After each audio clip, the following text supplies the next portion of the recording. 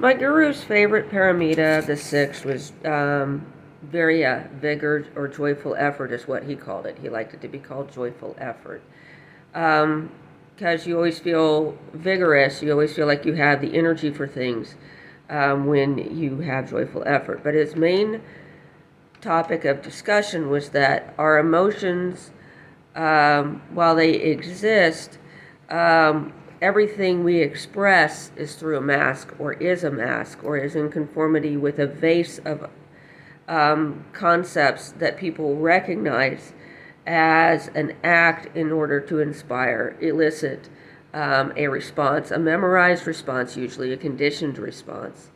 That was, if you see a smile, you want to smile back. Where does that come from? It comes from your channels. Maybe you feel it in your solar plexus. Maybe you feel it lower. Maybe you feel it higher. In other places, we're getting assaulted or accosted because we aren't having predictable responses, because that has disconnected. That will disconnect. One of the main things that we had in our experience was that we were constantly being interrupted. We didn't really enjoy or choose a lot of our activities. And we were looking at finding the time. If you enjoy this enough, you find a way. You find a way to do it. And then you're in the midst of that interruption. You have to generate, having found the essence of joyful effort, how do you get joyful effort into whatever it is you're being put to now? And then how do you dissolve that joyful effort if it looks like, well, they enjoy doing this, but they don't actually? So then you start to break your experiences apart into different things and look at what you do enjoy.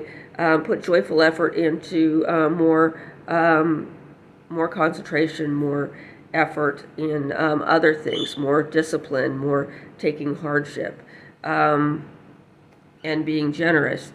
How do you generate these things? How do you talk about them to others? Your immediate responses are not always yourself.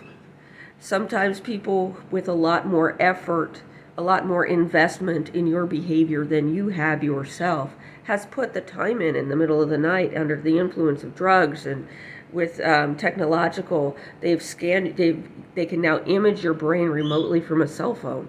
And so they have that, put all those pieces together. And you are fighting against that, and yet the Buddhas are stronger. And one of the ways that you can access them is through figuring out what it takes to have joyful effort, the fourth paramita, and generating that in all of these little micro vignettes.